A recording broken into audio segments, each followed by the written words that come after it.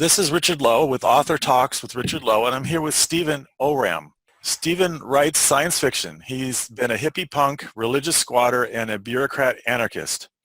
He thrives on contradictions. He has published 2 novels, Quantum Confessions and Fluence. His collection, Eating Robots and Other Stories, was described by the Morning Star as one of the top radical works of fiction in 2017. Welcome to the show, Stephen. How are you doing? I'm doing fine, thanks. How are you? I'm doing well, thank you.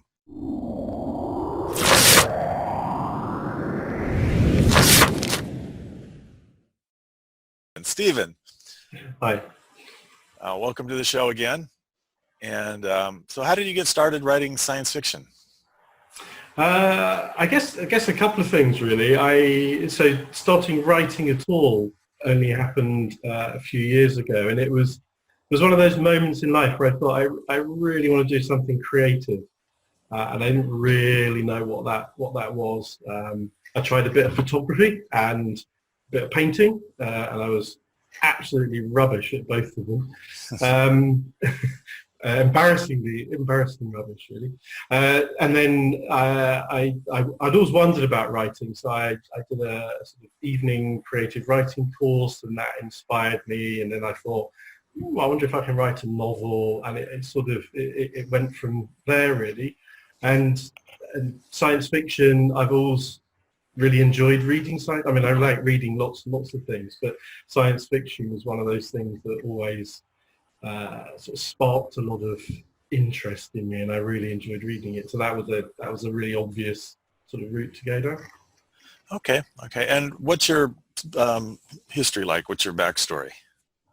You from the biog you read out there, I'll fill a bit of that out. So please. So I'm from UK. I was brought up in a small market town in the middle of the country. Very small, not very broad thinking. So I remember when I was younger, one of my ambitions was to leave. That was an ambition, and I sort of figured that everybody in the town who was a little bit older than me that I liked was leaving. So I left, and after quite a lot of moving around for a few years, ended up living in London, which is where I've been ever since. And just to sort of unpack some of that biography, so I'm of an age where, as I was a young teenager, punk was really hitting the scene, and I was really inspired by not so much the way people dress, but by that attitude of we can do this ourselves, and actually the authorities can go and do whatever they want to do. And that's what I meant by hippie punk. So I was actually, I dressed more like a hippie, but I really liked punk music to the point that I actually was at punk gigs dressed as a hippie, which was an interesting and probably very stupid thing to do. And then I've done other things. So when I came to London, I squatted for quite a long time, partly because that's about the only way you could move into London, but also it was quite a nice sort of out of the mainstream way to live. And at the same time, for bits of that, I got religious, very religious for a while. I was in what I would describe as a bit of a cult, and those two things were going on. So I was very much outside of things. And then over the years, I've sort of come back more into the mainstream, got a proper job, and as that final bit in the bio, which is anarchist bureaucrat. And what I mean by that is that I have been a bureaucrat. I think there's something important about structures that people are in, but I'm also really, really attracted to the idea of anarchy in terms of communities making their own choices about how they want to live and what the rules are for them. So that's a sort of potted history. Yeah, in the United States, we would call that a libertarian. Somebody who wants the least amount of government necessary to make things happen. yeah, I guess there's different definitions of what the least is to make things happen. So. Yeah, but I mean, I get the point. It's interesting. Okay, so let's see. So what's your book about? So I've got three books. The latest one, which is the collection you referred to, which is it's a set of 30 very short pieces that are all sort of near future, a lot of artificial intelligence, biotech, that type of thing. And generally they're prodding at whether that technology is going to give us the dreams that it seems to offer, and I guess in a lot of ways playing around with how that technology would actually be in real life, given that we're all humans and we're a bit messy and a bit chaotic and not particularly rational all the time, and so mixing those two things up. So that's the latest one. That's the collection, Eating Robots. And what possessed you to write a collection like that?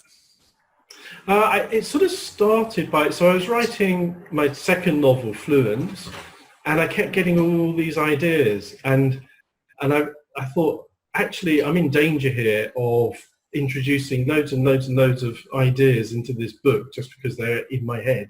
So that's partly why I started writing the short stuff, almost to sort of keep it out of the novel. But at the same time, or similar time, I was asked to become the writer in residence for something called Virtual Futures, and a big part of that was in between panel discussions and audience questions and answers, I would read a 5-6 minute story on the theme of the evening to sort of bridge between the fairly sort of very arty academic across the audience. So I was just building up lots of these short pieces, so it seemed like an obvious thing to put them in a collection. And you say you have about 30 of them?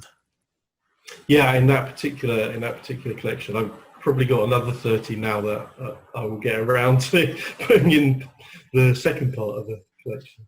And you're self-published? I am, yeah. I mean, I've got some short stories that are in anthologies through various publishers, but the collection and the two novels, yeah, self-published. And why did you choose self-publishing over traditional? I think, again, probably a couple of reasons. So one was impatience. So I knew that what I was writing was fairly niche in a lot of ways, and therefore hitting the right publisher would be quite difficult.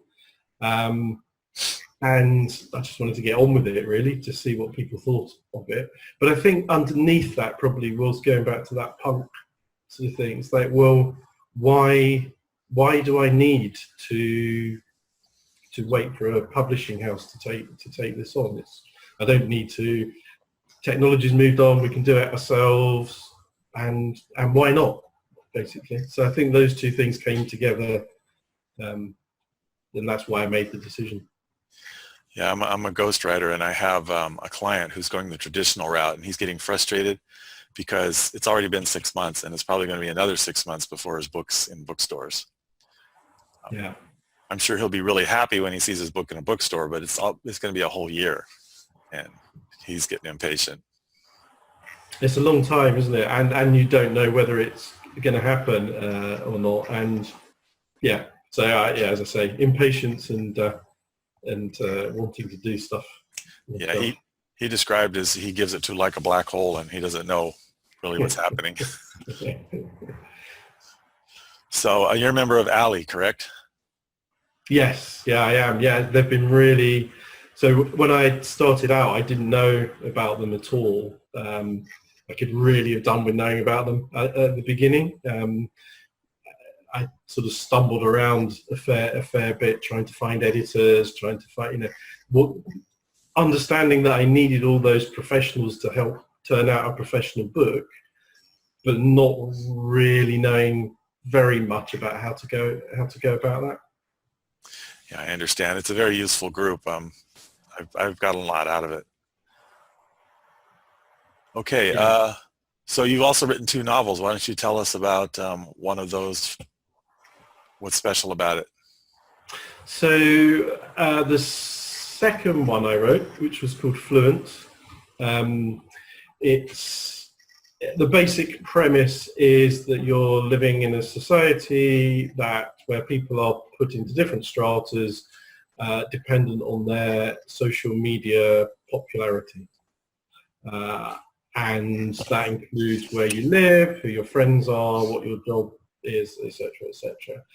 It's not, those edges are a little bit blurry because, as I say, I like to sort of think about how it would really work in the real world. So it's not the sort of very typical sort of groups fighting each other from different sort of stratas or whatever. But it is, that's what happens, and it's set over the last week of the year, where it's building up to the algorithms making the decisions to what you're going to be for the following year. Follows a couple of people. One is a sort of 30-something-year-old woman who's very ambitious, overly ambitious, does some things that would make you cringe in order to increase her popularity, and a 50-plus-year-old man who's really just hanging on by his fingertips and is struggling to keep his position in his job.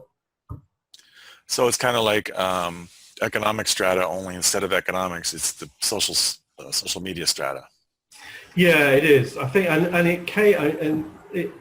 when I was writing it, or when I started thinking about it, was at the time that China had just started talking about what it was going to do in terms of the things that's now much more widely known. So some of it was inspired by that. What would that really look like? I think I don't know if this is true, but I read it the other day that on some of the public transport in China now, it sort of says, "Don't spit, or we'll lower your social media or your social rating," or something. So it's sort of unnervingly coming true a little bit.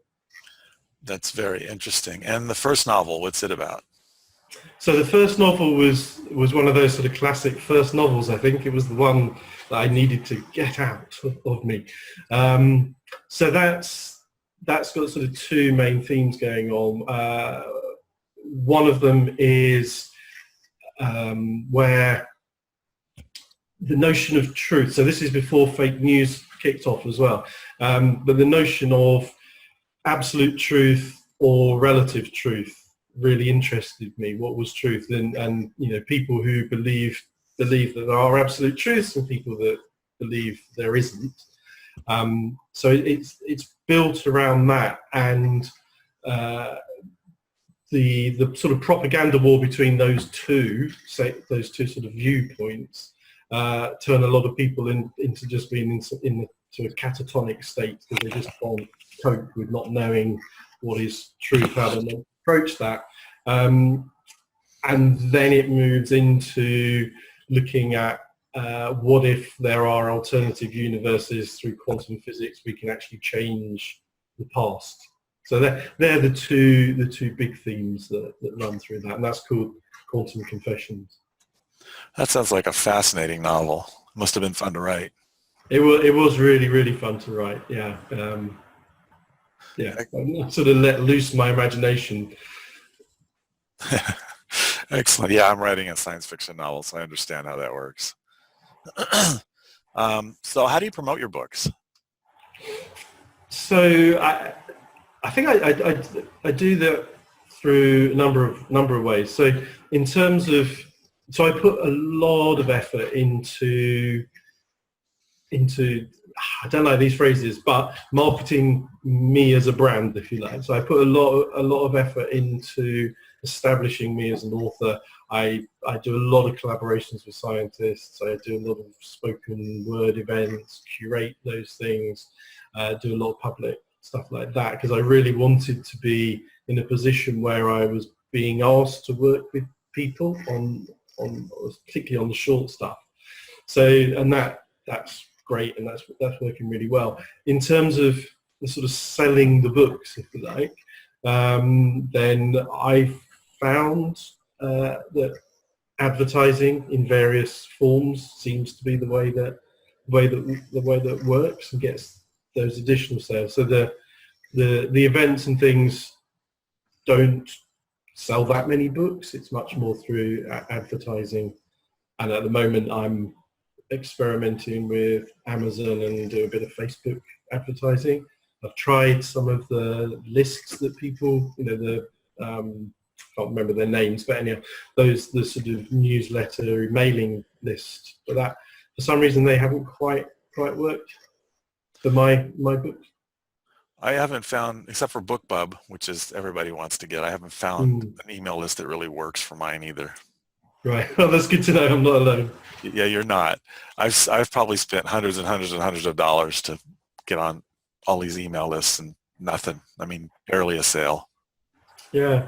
I presume they are relevant to particular genres, or they work better for some genres than others. And I think, I mean, the other thing that I've not done is written a series. So I know some people give away the first one for free so that people get to start enjoying the series. I haven't written the series, so I haven't tried that either. Maybe I will if I write.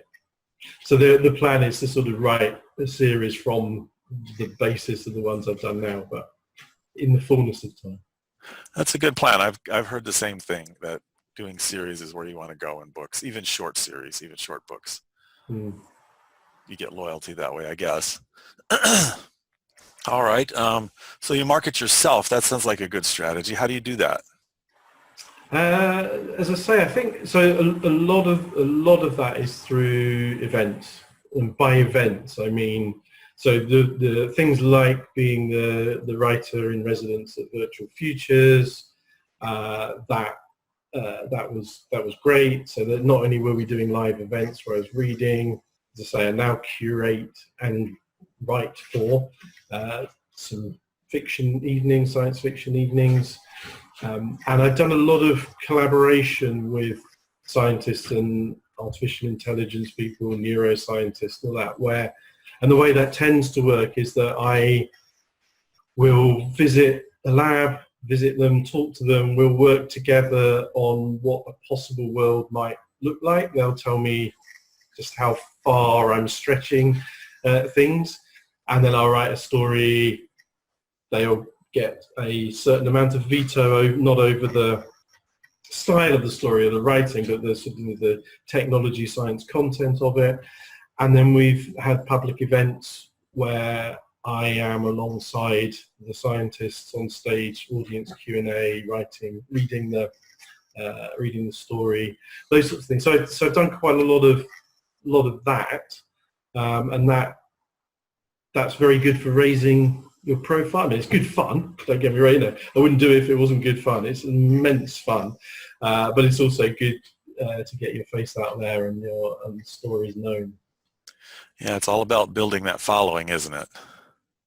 Yeah, and the fiction events we do with Virtual Futures now, we did 4 this year. We've just opened for submissions for 4 next year, and we were selling out in terms of getting an audience along. So we were selling out at like 80 plus people, which I don't know what it's like where you are, but in London, 80 plus people at a science fiction reading is a really good audience. That's phenomenal, even for here. Yeah. Okay. Do you get writer's block? And if so, what do you do about it? It's an interesting question, because I don't think I do.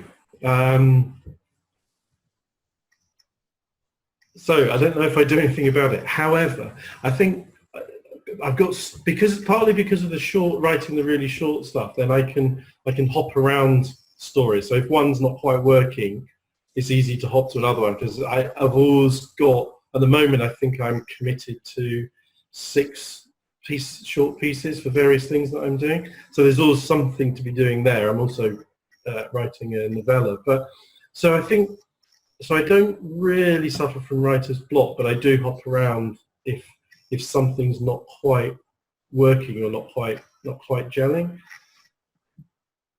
So your solution, it sounds like, basically is to always have something to do and to swap around when you this one's going a little slow, let's go over here. Yeah, I think that's probably, I've never really thought about it particularly, but sort of reflecting on the question, I think that is what I do. If anything, I feel like I've got too many ideas. I think it's more of the problem. No, I understand that problem. The brain explodes with ideas. Yeah. All right. And how do you fight, or do you get people who talk bad about your writing or invalidate your writing in some way, and how do you deal with them if you do? Talk bad about it. Bad about it. Yeah. So yeah, I've had bad reviews. Thankfully, in the minority, and I've got friends who don't like my writing, but generally they don't like that sort of genre. So in the people I'm talking to, in the people I meet, I don't mind as much as they seem to mind that they don't like it, because as far as I'm concerned, if the reason you don't like it is because you don't like that sort of stuff, I have people apologizing to me saying, I'm really sorry, I tried to read it, but I couldn't get into it. I'm like, but you don't like that sort of thing, why would you? So that's just one side of it. I don't find that a problem at all. I think if it's bad reviews or somebody criticizing the writing, then I think it's valuable. I think trying to understand what it is behind what they've said is always useful, because there's bound to be some nuggets in there that can help me improve what I do. Not taking it all on board, just trying to decide for myself, I guess, what is valuable, what's not valuable. And the other thing I find myself doing is if I get a bad review, I'll follow them through and see what else they've reviewed and see what they've said about that. And sometimes they've given bad reviews to a whole load of books that I really love. So in some ways that validates what I'm doing. It's like, okay, you don't like this sort of stuff, that's okay, because I do. So I think it's a mix of things, really.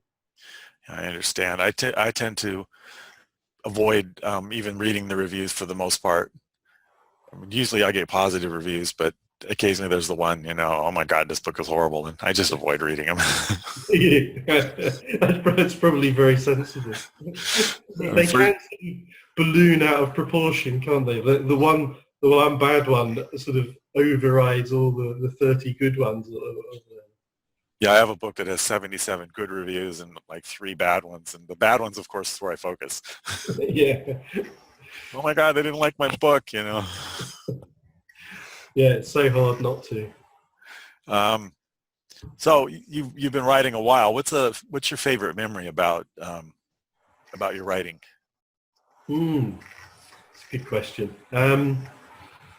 So obviously there's tons and tons and tons of memories that are great. I think so.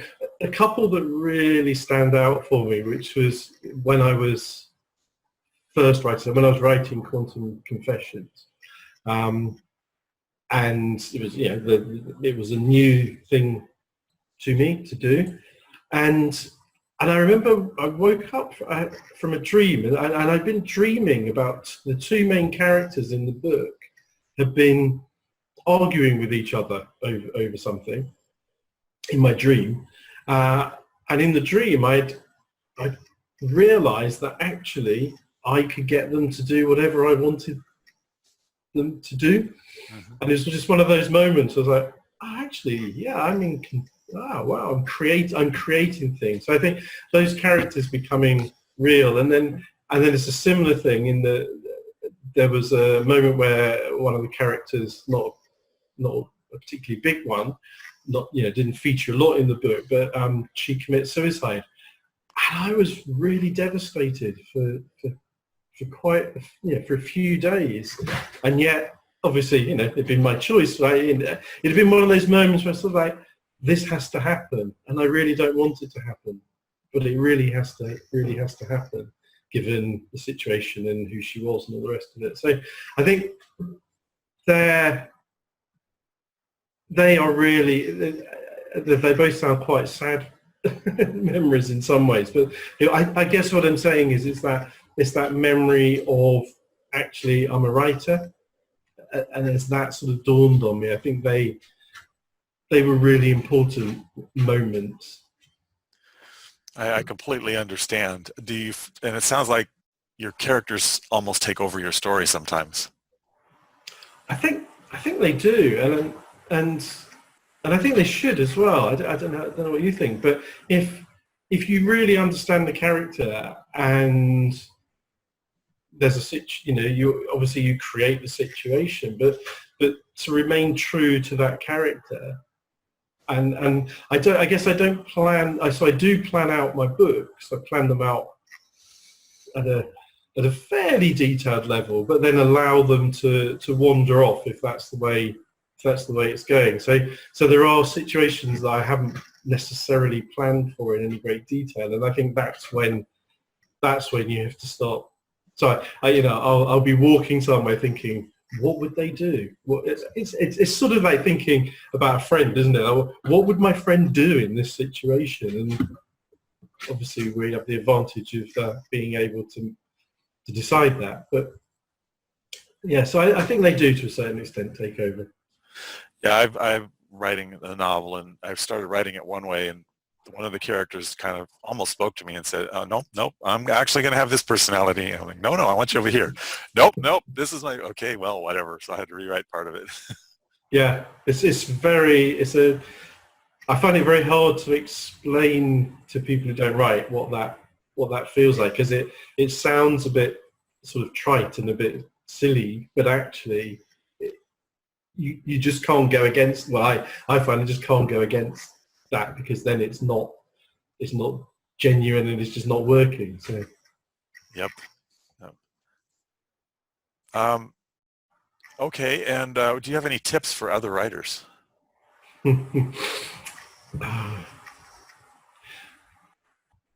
I think the biggest tip is enjoy yourself.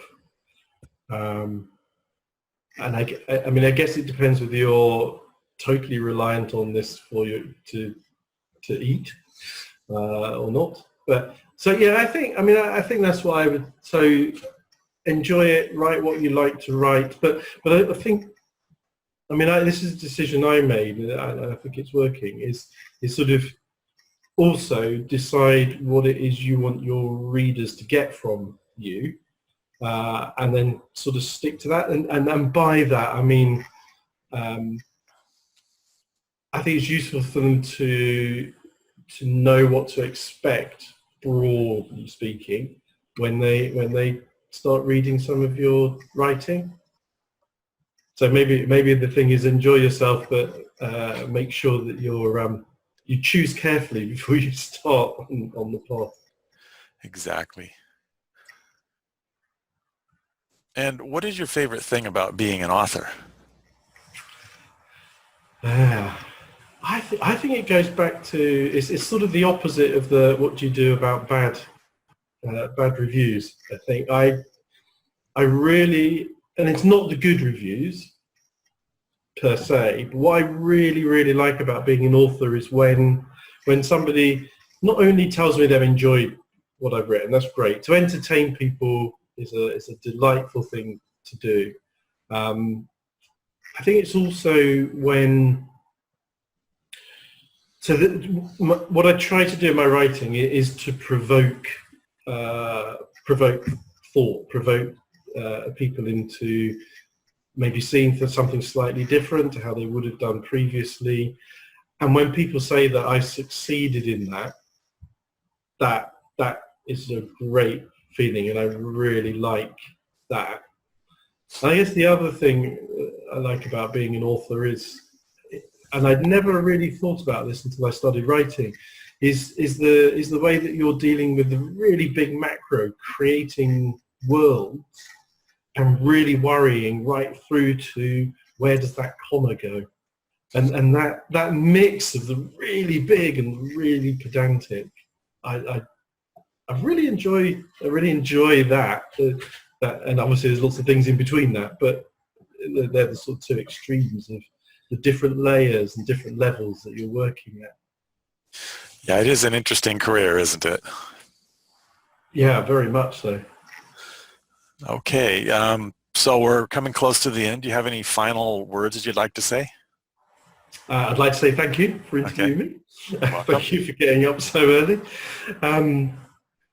I guess it's an obvious one. Like, if people want to know a bit more, I've got a website. Check out the website.